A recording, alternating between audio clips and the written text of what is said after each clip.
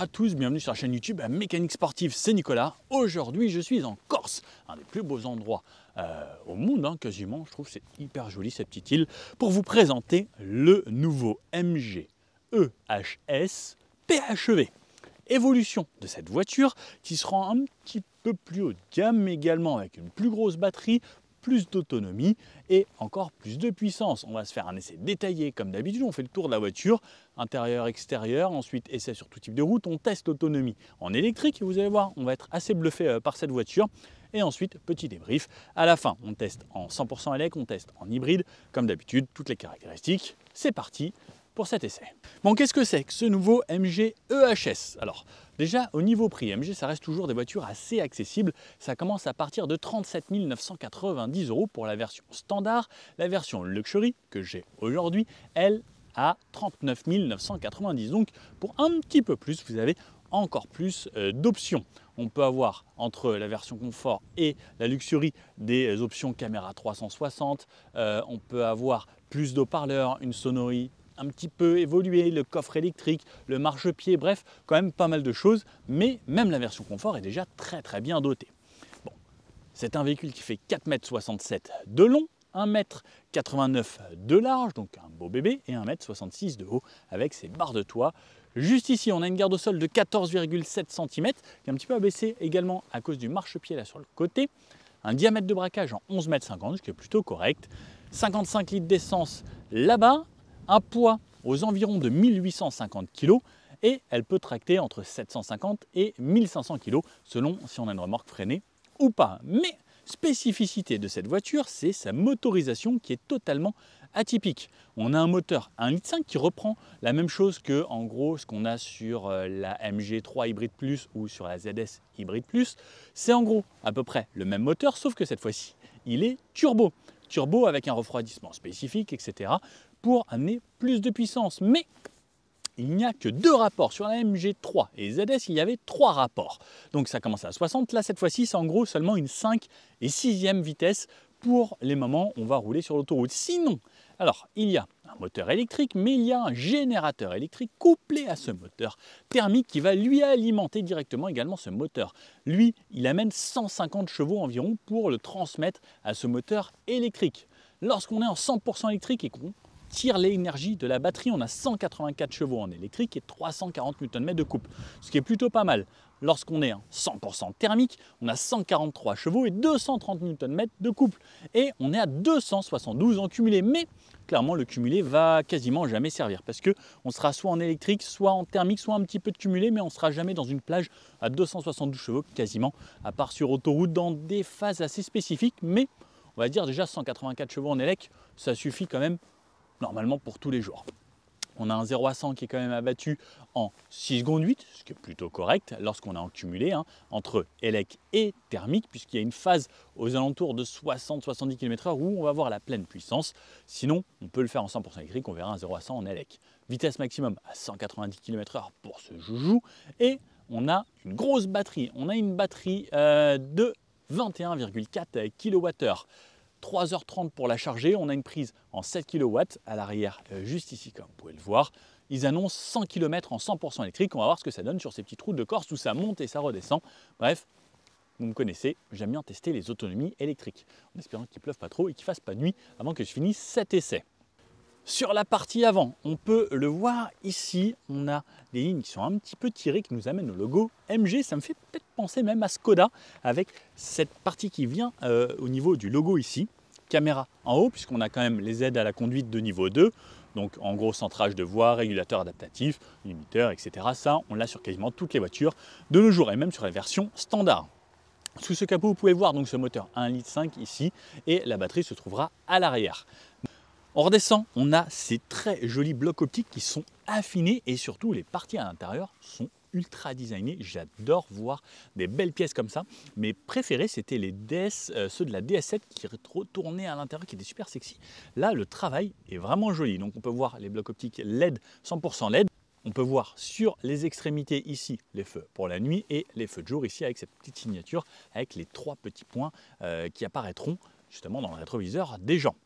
On a un long bandeau ici donc, qui vient élargir un peu la voiture. Plus on met des lignes à l'horizontale, plus ça pose la voiture et on le voit. Donc c'est bien étendu de chaque côté. Ici, on a des fausses entrées d'air, c'est juste pour faire joli. On aurait pu avoir des rideaux d'air, mais peut-être qu'au niveau aéro, ça fonctionnait assez bien. Et ensuite, cette calandre, alors c'est plein sur les extrémités et plein de petites facettes ici, un petit peu façon miroir. Plutôt joli, tout est peint, pas de plastique brut apparent. On a des finitions qui évoluent même sur la ZS qui était à partir de 19 000 €, si je ne dis pas de bêtises. Non, c'est un petit peu plus cher, c'est la MG3 qui est à ce prix-là. Mais bref, sur toutes les finitions, maintenant même les entrées de gamme, eh bien, ils font des belles finitions sur les extérieurs. La lame également peinte ici, les capteurs d'aide à la conduite à cet endroit-là. Une caméra à l'avant, également des caméras sous les rétroviseurs, puisqu'on a un pack de caméras 360 pour avoir en même temps le stationnement beaucoup plus pratique. Et on a même des capteurs ici de proximité qui nous donnent la distance avec le mur lorsqu'on va se garer à l'avant et à l'arrière. Ça, c'est plutôt pas mal. Sur le côté, on a tout de même une longue voiture, 4,67 m, ça en fait un beau bébé. J'aime bien la façon dont c'est designé là sur le haut, cette sorte un petit peu de coupé ici, c'est plutôt joli. Des formes un peu travaillées là sur l'arrière, entre cette partie là qui finit avec cette petite ligne. En même temps, c'est pas au bout de la fenêtre. Donc j'aime bien, il y a du boulot. Les barres de toit là-haut et ce petit spoiler ici, pareil également, assez travaillé. Entourage noir sur le bas, pareil c'est parti en noir, les rétros en noir avec les caméras comme je disais, ça là qui est assez sympa et on a l'impression qu'ils auraient voulu peut-être mettre une caméra ici vu comment c'est fini. Alors je sais pas si c'est pour mettre une caméra à l'avenir peut-être ou si ça joue sur l'aéro également. Ensuite des portes assez simples, une bande là et une imitation carbone sur le bas ici, puis partie noire et le marchepied. Alors marchepied c'est plus pour le style, ça aide peut-être un petit peu pour les personnes âgées à rentrer dans cette voiture. On a des jantes en 19 pouces sur toutes les versions. On a des pneus ici qui sont des Bridgestone. On en reparlera sur la route de ça, parce que je ne suis pas hyper fan de ces pneus. Poignée, petit frigo. Ici, de ce côté-là, on met, si vous avez bien retenu, 55 litres d'essence. De l'autre côté, la trappe de recharge. Un peu travaillé. Les arches de roue également, donc qui ne sont pas en plastique brut, ça c'est bien, hein, on ne fait pas trop baroudeur et on ne fait pas bas de gamme non plus. On a une version luxury, donc tout est peint. Et la petite finition un peu imitation carbone, ici c'est pas du vrai carbone, mais ça amène des petites touches. Alors ça, plus ça, plus ça, mais au final, à l'œil, c'est plutôt flatteur.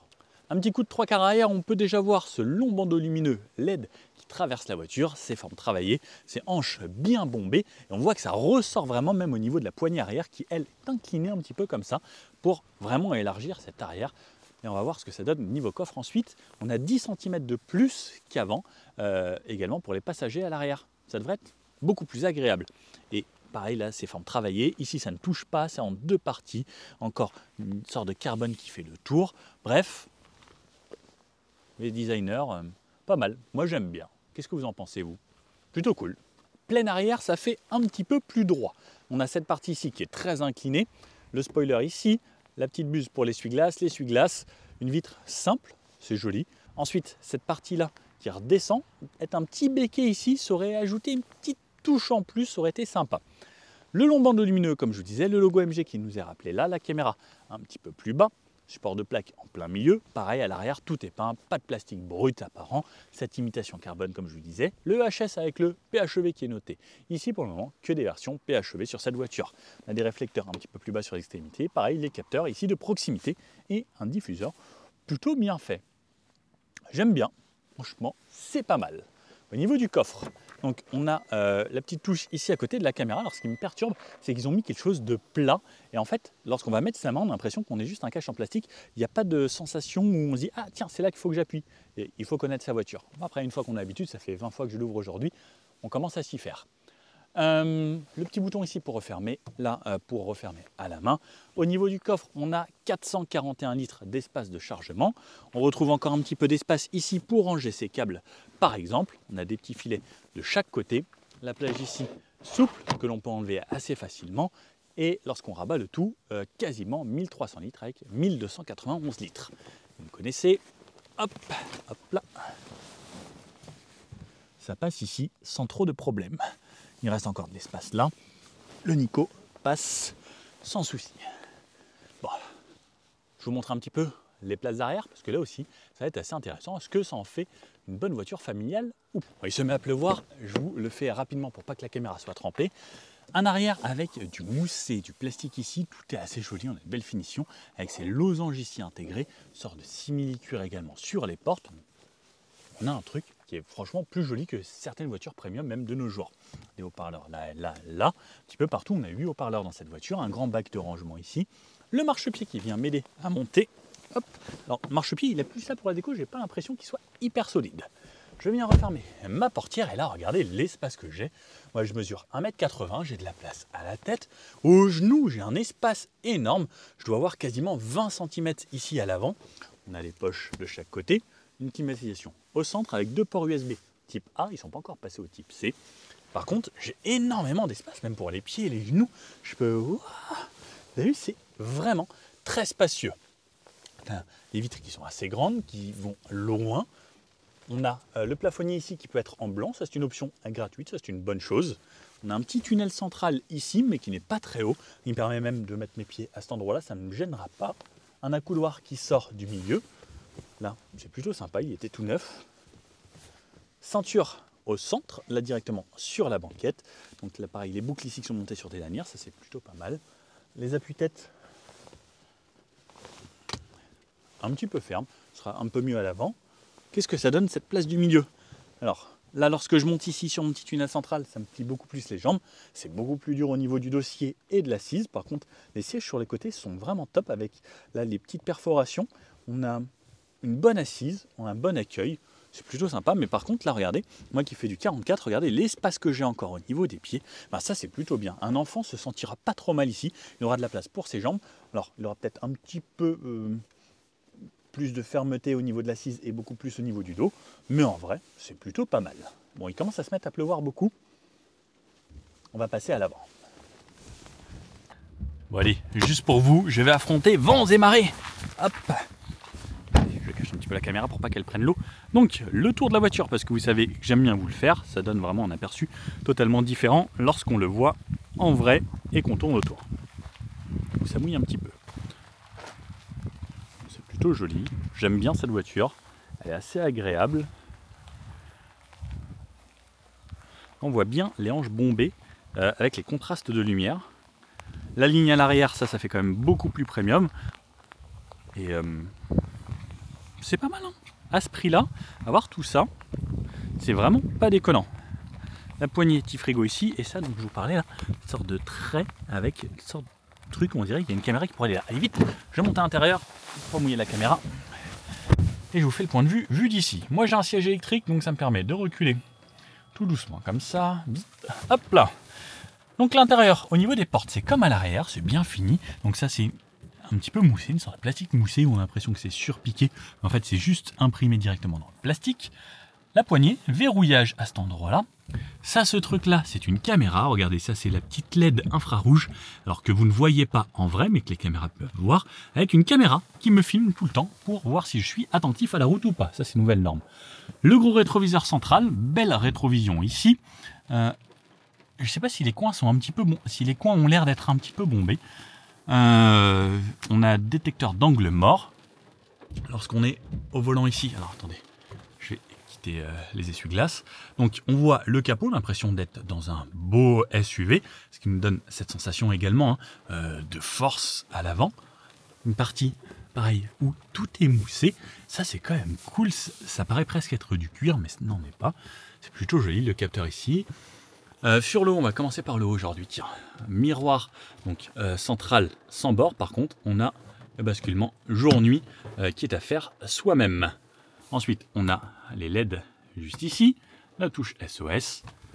Là, on a miroir avec la LED qui s'allume automatiquement. Ça, c'est plutôt cool. Pas de poignée pour moi. Des poignées, par contre, pour tout le monde. Ensuite, si on redescend un petit peu, on a les losanges également dans cette partie. Donc même la finition lorsqu'on touche est assez agréable. Ce n'est pas en dur. Ensuite, on retrouve les commandes de fenêtre et de rétroviseur, gauche-droite. Et est-ce que ça, c'est rabattre les rétros? C'est rabattre les rétroviseurs, exactement. Petite surpiqûre ici, donc là qui est une vraie surpiqûre, et des bacs de porte, des grands. Et normalement ici, je pense qu'on devrait pouvoir rentrer une grande bouteille. Plus bas, on retrouve de quoi ouvrir le capot moteur, ici en tirant 2 fois, comme chez BMW, bonne chose.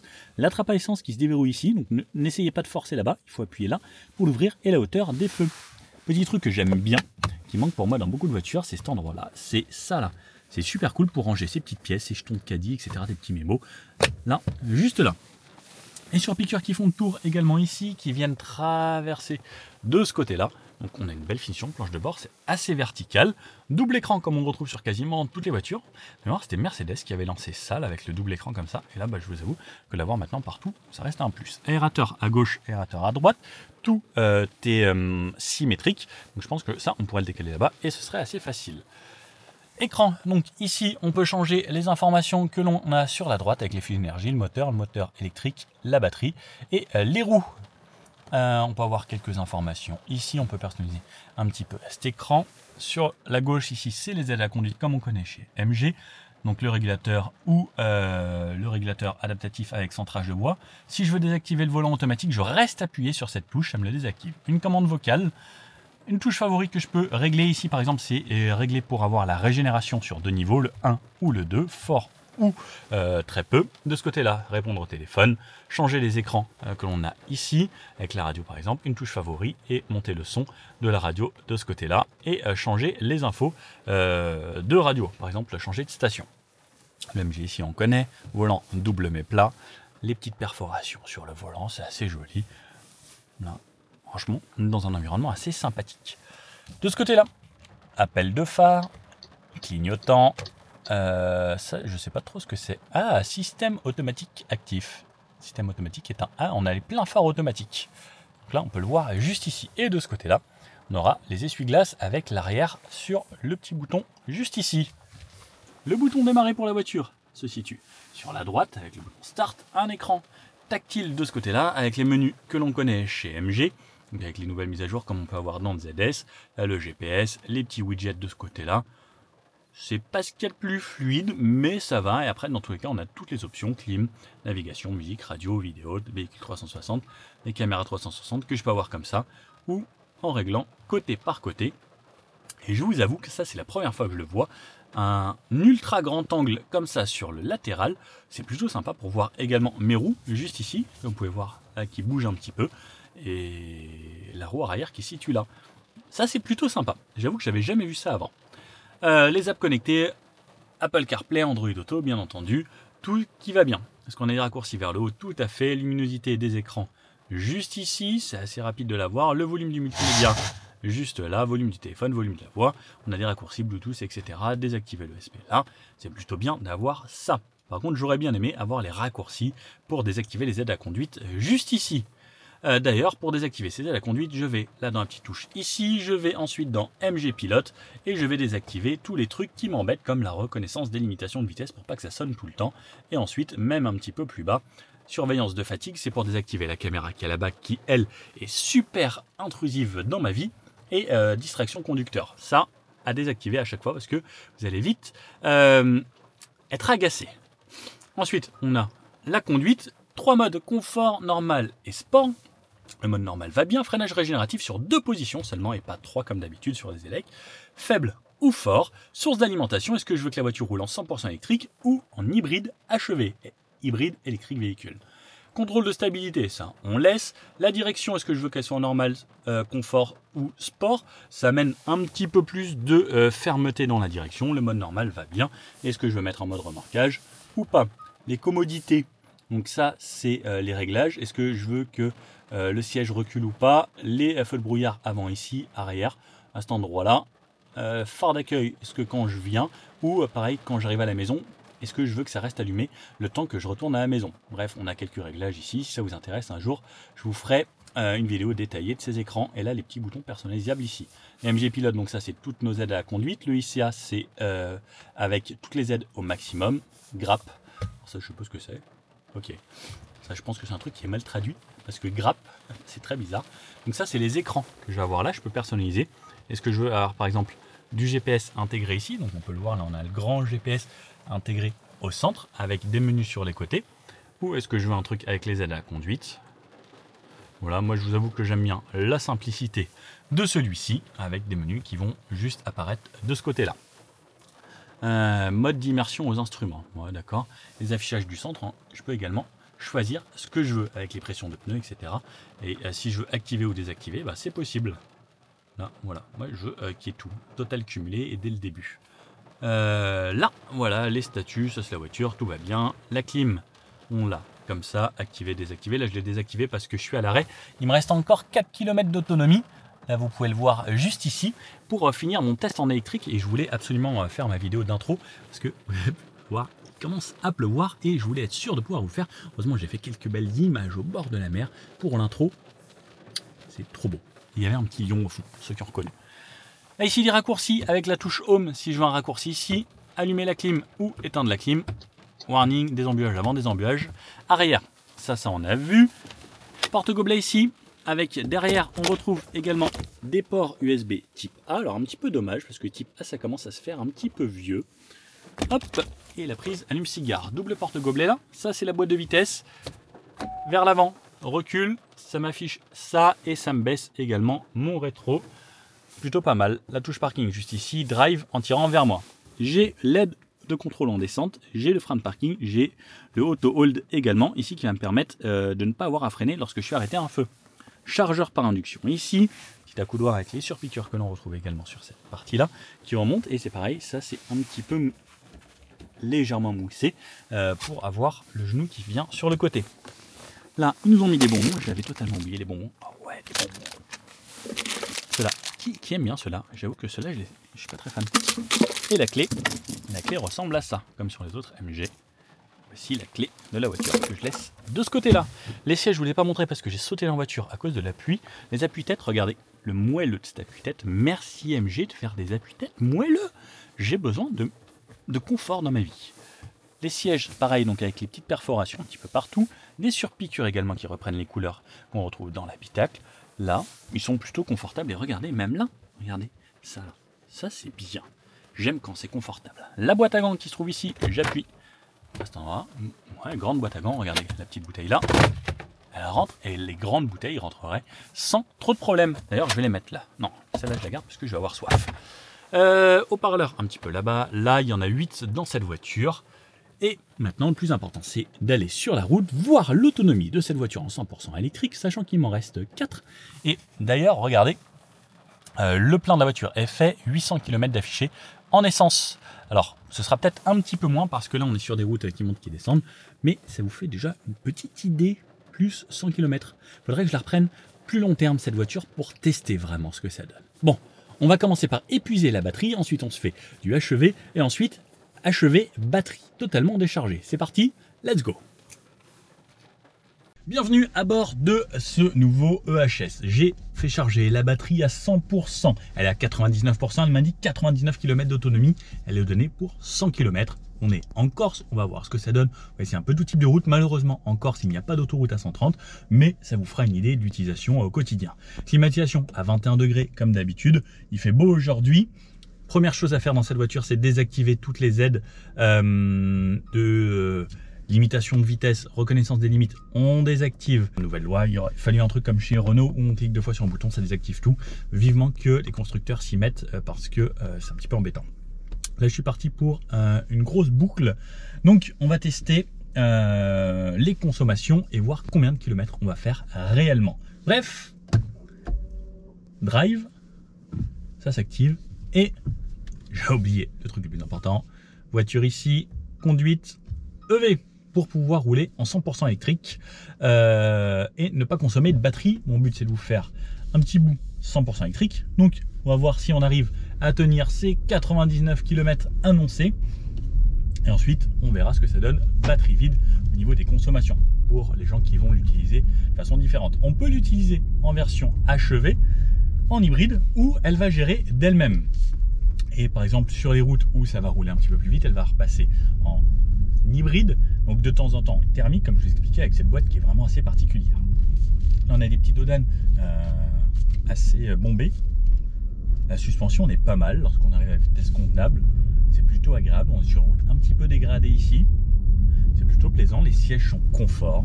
On a un bel accueil. Là, on a encore un gros dodane. À l'avant, ça a l'air pas mal. À l'arrière, ça a l'air un petit peu plus ferme sur le moment où ça retape. Si je passe un peu plus vite, un poil plus de fermeté à l'arrière parce que on est censé mettre du volume de chargement on essaye de le charger dans le coffre pour partir en vacances et 3 personnes à l'arrière, 3 adultes. Donc c'est normal que ce soit toujours un petit peu plus ferme à l'arrière. J'entends le bruit piéton un petit peu. Alors je sais pas si ça vient légèrement dans l'habitacle ou pas, mais je l'entends en tout cas. Il y a un petit bruit. Bruit clignotant. Même en 100% électrique, on a largement assez de puissance comme je vous disais, grâce à ces 2 moteurs. Donc on a le côté élec, on a le côté générateur, enfin on a vraiment plein de trucs assez complexes avec cette auto, mais ça en fait quelque chose d'assez intéressant. On n'a pas la puissance cumulée totale comme annoncé, c'est 272 chevaux, en vrai on les a quasiment jamais, sauf quand le moteur est vraiment en plus, mais comme on n'a qu'une sorte de 5e et 6e rapport, c'est pas en fond de 5 qu'on va aller chercher la puissance d'une voiture qu'on va exploiter au quotidien, la plupart du temps. Je suis à 30 km/h en ville, c'est très agréable, c'est bien insonorisé. On a des vitres tout de même assez épaisses, alors c'est pas doublé, mais plutôt agréable. Ça relance suffisamment si j'ai besoin. J'ai de la récupération sur plusieurs niveaux que je peux régler. Dodane ici.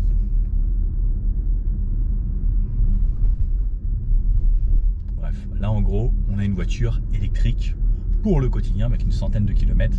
Ça laisse normalement largement de quoi faire. Surtout quand on est une zone montagneuse ici, parce que ce qu'il faut savoir, c'est qu'à chaque fois qu'on va redescendre, eh bien on va recharger un petit peu et recréer un petit peu d'énergie. Quand on monte, on consomme peut-être 2 fois plus. Par contre, une voiture thermique, quand on descend, on ne recharge pas. On consomme 0, mais on ne recharge pas. Alors que là, grâce à ça, on peut recharger. Et l'avantage d'avoir même une grosse batterie, c'est qu'on va pouvoir recharger beaucoup. Si par exemple on habite en haut de la montagne, je charge en bas, hop, j'arrive en haut, et quand je redescends, je vais recharger plus que ce que je vais consommer normalement en jouant bien avec justement cette pédale et en gérant.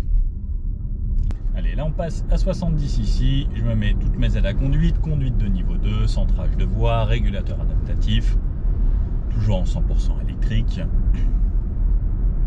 C'est très calme dans l'habitacle, on n'a pas de bruit. Là ça repasse à 50, je régénère un petit peu à chaque freinage, je me remets à 50, j'appuie sur le petit bouton volant et ça se fixe à 50. Ensuite je peux jouer avec le petit joystick monter descendre pour la vitesse. Bien fermé. J'entends très légèrement ce qui se passe dehors, mais c'est tout. Là ça passe à 80, je laisse le pouce en l'air, ça monte de 5 en 5, ça relance pour aller se mettre à 80. 85. Ça y va progressivement. Là je suis en mode normal, on a le mode sport qui est un petit peu plus rapide. À 80. Voiture qui nous double. On a une route qui est quand même assez vieille, vous savez, c'est les goudrons un petit peu rouges. Franchement les bruits remontent très peu. C'est assez agréable. On est bien dans la voiture. La route ça monte un petit peu, ça fait quelques petites bosses et franchement c'est plutôt agréable. Ça donne envie de faire de la route. On est bien installé, on a de la place dedans. Les rétro, on a une bonne visibilité. Non, c'est plutôt pas mal. Pour le moment j'ai une consommation sur 10 km à 17,3 kWh au 100. Donc on va voir ce que ça donne. Si on fait le calcul avec la taille de la batterie. À votre avis, on va réussir à faire combien? Je suis assez curieux, j'aime bien faire ces tests. Alors, je suis monté jusqu'en haut dans les montagnes. J'avais une consommation à 30 kWh au 100 km. Ce qui est quand même assez élevé, mais n'oublions pas que c'était en montée. Donc ça fait la différence. Là, je suis en train de redescendre pour continuer dans les routes des montagnes. Donc je ne vais pas retourner à la mer direct parce qu'on est parti bord de mer, n'oublions pas. Et là, je redescends à 21,1. On a des routes assez sinueuses. Alors là par exemple, en virage comme ça, on a des longues courbes. On sent que la voiture s'appuie un petit peu, qu'on a une suspension encore un petit peu molle. C'est pas la voiture qui se veut le plus dynamique. Elle est cool. C'est une voiture qui se conduit comme un bon père de famille ou une bonne maman. Clairement, on a envie d'y aller cool. On n'a pas envie de se presser avec. Lorsqu'on est un petit peu en appui, alors là c'est parce que j'ai mordu un petit peu la ligne, mais on entend vite des bruits de roulement sur les pneus. Alors, ça tient la route, hein. J'ai pas essayé encore version sportive, mais en fait, elle vous donne pas envie d'aller vite. Elle vous donne envie de rouler comme ça, au rythme normal, mais sans forcément forcer. Comme ça, c'est plutôt agréable. On sent qu'elle s'appuie un petit peu. Quand il y a des enchaînements, on sent que si je fais ça, c'est un petit peu mou, mais c'est une voiture familiale, donc pourquoi pas. Après, voilà, c'est pas fait pour être dynamique, il y a quand même du poids. Les PHEV, c'est rarement les voitures faites pour aller vite la plupart du temps.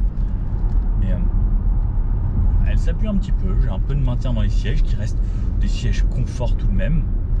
C'est plutôt agréable, mais je préfère moi me mettre mon régulateur et ensuite me faire rouler comme ça.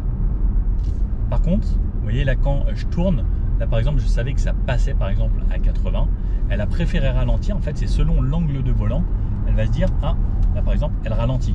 Et le freinage est un petit peu fort, je trouve, quand elle ralentit comme ça en virage.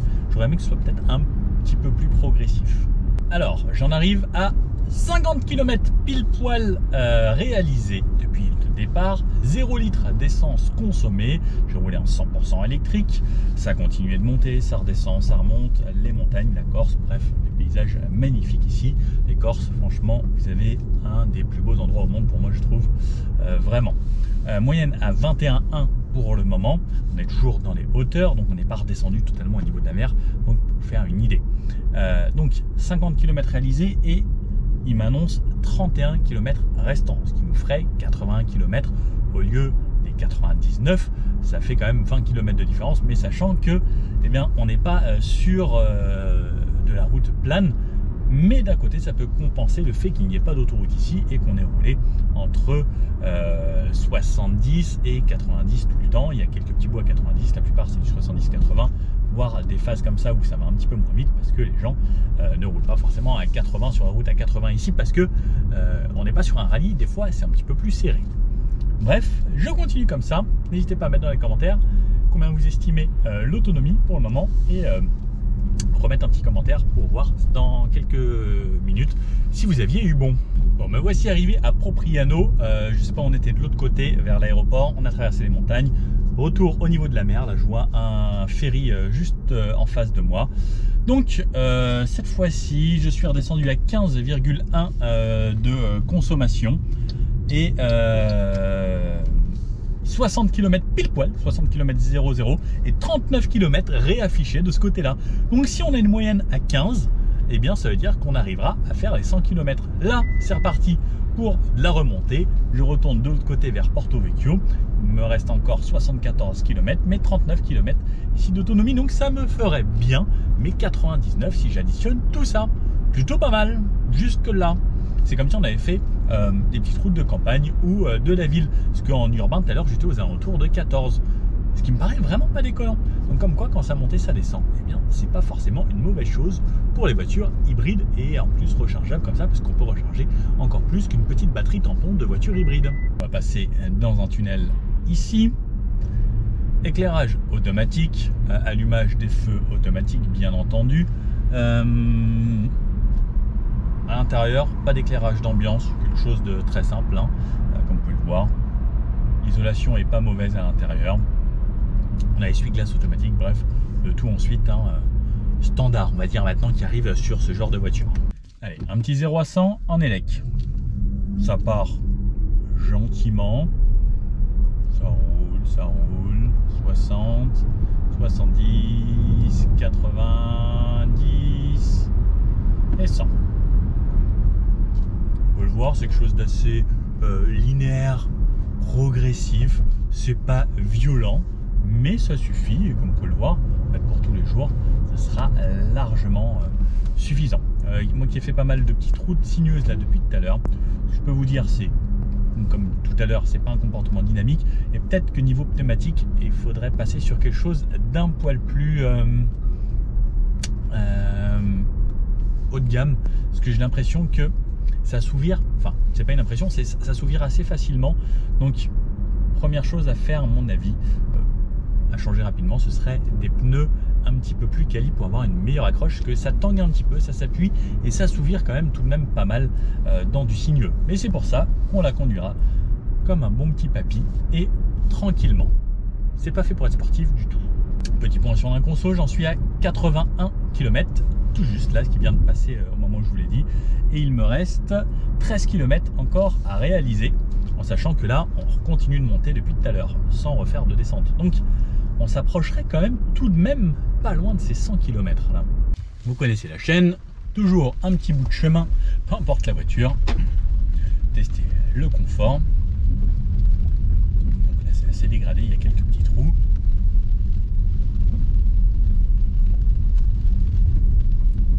Ouais, ça reste relativement confortable comme voiture. Bon, vous l'aviez vu au début, il me reste là actuellement 3 km. Alors attention, je vais remettre la clim. Hop, c'est parti. Ce que j'aime bien, lorsque je mets à l'arrêt mon clignotant à droite, j'ai l'écran qui m'affiche ce qui se passe entre les deux roues. Donc ça me permet de voir si je ne vais pas aller frotter un trottoir ou un truc comme ça. Ah, elle n'a plus de batterie. J'ai changé la batterie d'ici, mais j'ai oublié de changer celle de là-bas. Je croyais qu'elle marchait bien. Je vais peut-être changer de caméra bientôt, également acheter des micros parce que vous êtes beaucoup à me le demander. Ça coûte assez cher, mais je me dis je vais peut-être investir parce qu'au bout d'un moment, pour vous faire plaisir un petit peu plus. Mais ce que j'aime bien avec ces micros, d'un autre côté, c'est que vous entendiez justement ce qui se passait un peu plus dans la voiture, même si ceux qui ont des home cinéma, ça faisait quand même pas mal de basses. Il me reste 1 km et j'ai passé la barre des 100 km en 100% électrique. Alors certes sur des routes de montagne où ça monte et quand ça redescend, ça recharge forcément un petit peu. Mais pour le moment, j'ai une moyenne à 15,5 kWh de 100 km, ce qui n'est pas déconnant. Et pour le moment, ah, ça y est, achevé. Je me dis achevé, mais elle n'a toujours pas démarré le moteur thermique. Donc il y a ici une petite route à 80, donc je vais mettre 80. Allez, j'étais à 70, 80. Achevé, mais toujours pas de moteur thermique démarré. Non, mais mes aides à la conduite. Ça y est, le moteur vient de se démarrer. Il tourne actuellement à 1500 tours minute. J'ai réalisé 101,4 km en 100% électrique avec une moyenne de 15,6 kWh au 100 km. Donc, on a une batterie de 21 brut, donc il y a un petit peu moins, donc ça doit être 18-19 net. Avec la régène, donc on a consommé plus, mais on a régénéré, donc on a recréé. Je pense qu'on est un petit peu plus au final. Donc j'aurais bien aimé voir ce que ça donnait à plat. Vous me dites si ça vous intéresse de voir ça. Mais là, le compteur ici m'indique 827 km en thermique avec le plein. Donc on va voir ce que ça donne. Sachant que cette voiture a actuellement, c'est pas là, elle a actuellement 5900 km. Ils n'ont pas remis à zéro le trip depuis le début. Sur 5900 km, 82 heures où elle a tourné cette voiture, ils ont une consommation moyenne à 6,6 litres, ce qui n'est pas forcément déconnant. Donc ce qu'on va faire cette fois-ci, c'est remettre à zéro depuis le début. Je reste appuyé sur le bouton et on a remis à zéro. Donc cette fois-ci, on est reparti, mais en achevé sans batterie. Donc la batterie est à zéro. Il va toujours avoir des phases comme là maintenant, par exemple. Là, je suis en train de freiner pour aller me remettre à 50 pour rentrer en ville. Ça régénère de l'énergie, ça devient une hybride traditionnelle. Donc voilà à quoi ça ressemble un petit peu.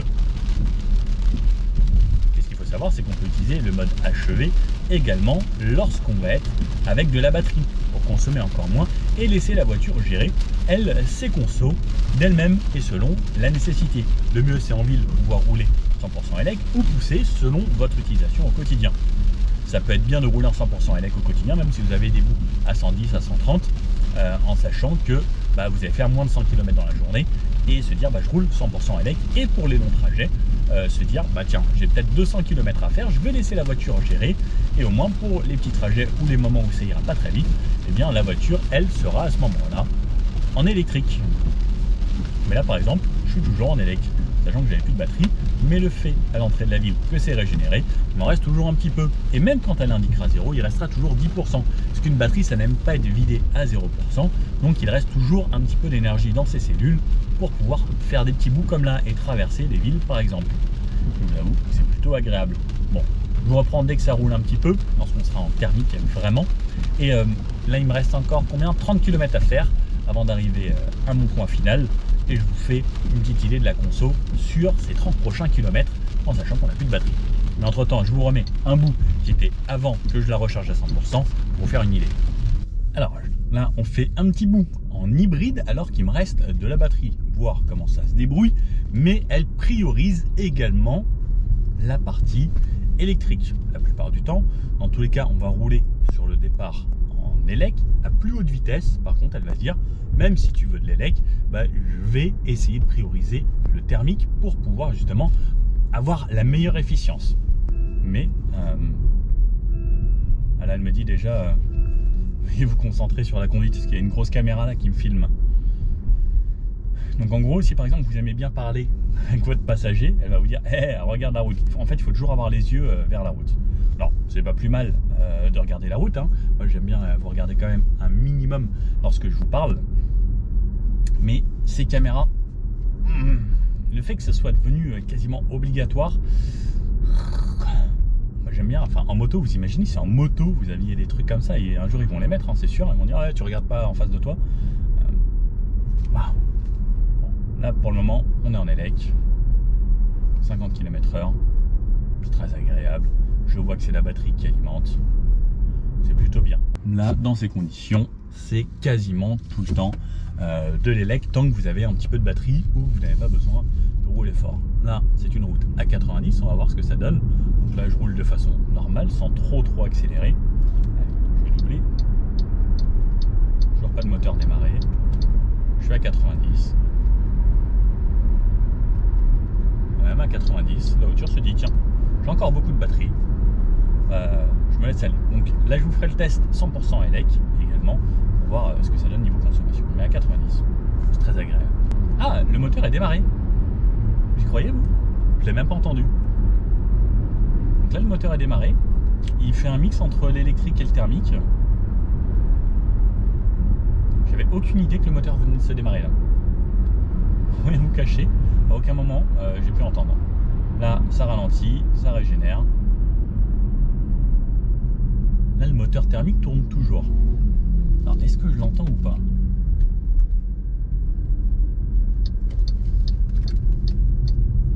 C'est hyper silencieux.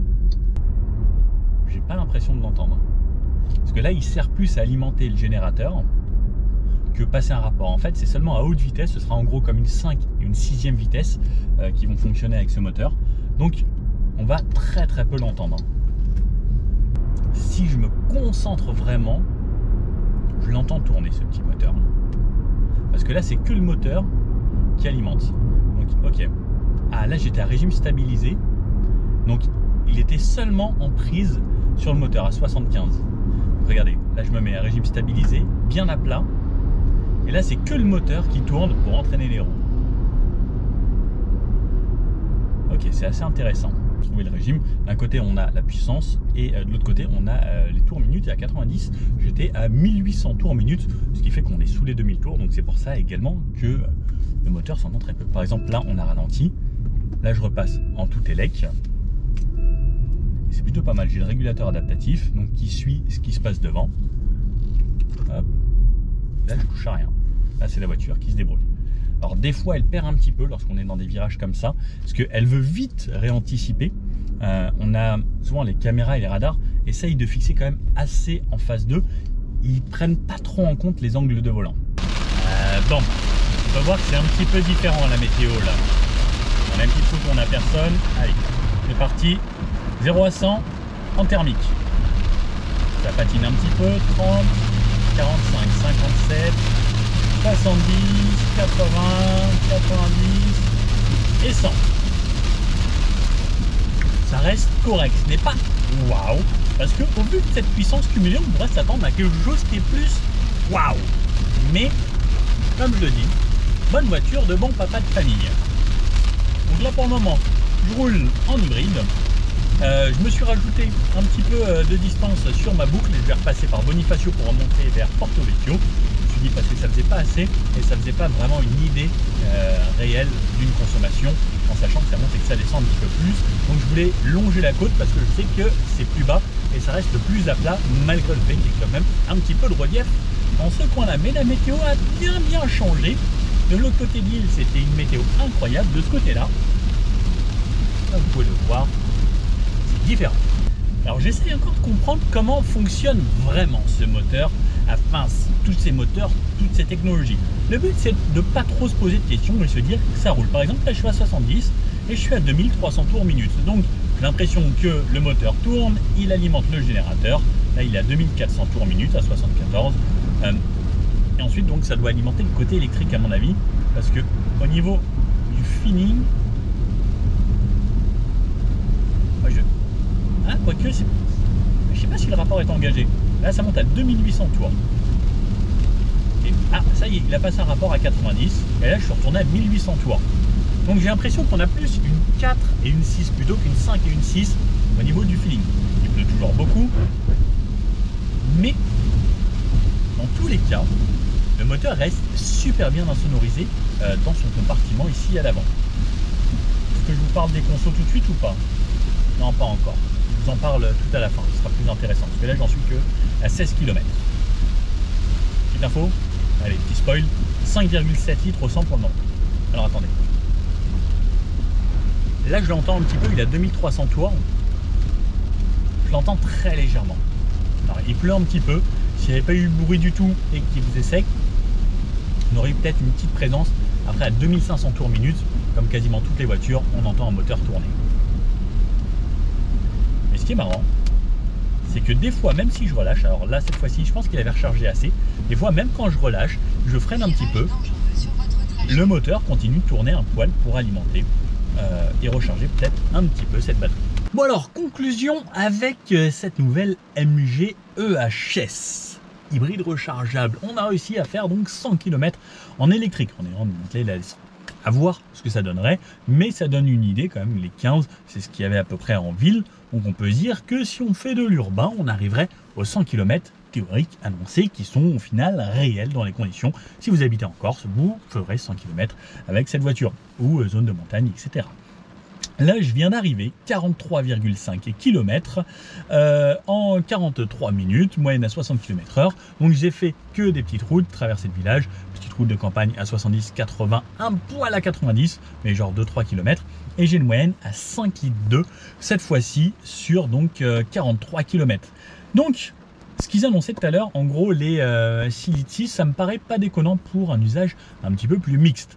5,2 litres pour des routes à 70-80 peut peut-être faire un petit peu mieux, sachant qu'on n'avait plus de batterie, donc il faut quand même transporter le poids de cette batterie supplémentaire qui est quand même assez grosse, 21 kWh, c'est un gros paquet. La réserve d'essence annonce 862 km cette fois-ci, mais donc si je roule à 5,2 litres au 100 km et j'ai 55 litres, vous faites le calcul, x 10, eh bien, on ferait 1000 km théoriquement si on fait que ce genre de conditions de route en n'ayant plus de batterie. Mais le but, c'est de recharger 100% sa batterie. Alors, à qui s'adresse cette voiture? En gros, c'est quelqu'un qui veut une voiture assez confortable, plutôt spacieuse, avec de la place à l'arrière pour les enfants, un coffre correct, on va dire. Moi, j'aurais bien aimé peut-être avoir la version hybride plus qu'on retrouve dans la MG3 ou la MG ZS, qui m'aurait paru pas déconnant dans cette voiture. Les 272 chevaux, personnellement, à aucun moment je les ai ressentis. Ce chiffre, ne le prenez pas vraiment en compte. Pour moi, on a les 180 et quelques, mais on n'a aucun moment 272 chevaux. On n'a pas essayé sur autoroute, j'aurais bien aimé voir ce que ça donnait sur autoroute également. C'est une bonne voiture du quotidien, spacieuse, confortable. Niveau dynamisme, c'est pas foufou, c'est une voiture vraiment qui se veut plutôt pépère, mais par contre, on a du confort, on a toutes les aides à la conduite, etc. Donc c'est plutôt pas mal, c'est dans l'air du temps, les écrans, les GPS, etc. Le CarPlay, tout ça, la musique qui est plutôt correcte à l'intérieur. J'aurais bien aimé peut-être, comme c'est une voiture un peu plus familiale, un toit vitré panoramique ici, ça aurait pu être un petit plus. Bref, ça reste une voiture assez sympa à conduire à la cool, avec une très bonne autonomie en électrique, à voir ce que ça donnerait, comme je dis, dans des conditions un petit peu plus réelles, comme moi je le fais d'habitude en région parisienne, pour comparer, plutôt que monter et descendre, qui nous permet de recharger quand même beaucoup dans les descentes en descendant de la montagne. Si vous avez aimé la vidéo, comme ça, le MG Cyberster arrive bientôt. Cette voiture a l'air sensationnelle, j'ai hâte de l'essayer, hâte de voir les retours des collègues, parce que là j'ai toute la presse française qui arrive avec moi me rejoindre, qui eux l'ont essayé aujourd'hui, moi j'ai essayé le HS, et on a fait vice versa. Bref, pouce bleu, abonnez-vous, questions dans les commentaires, et puis je vous dis à bientôt pour une prochaine vidéo. Allez, ciao!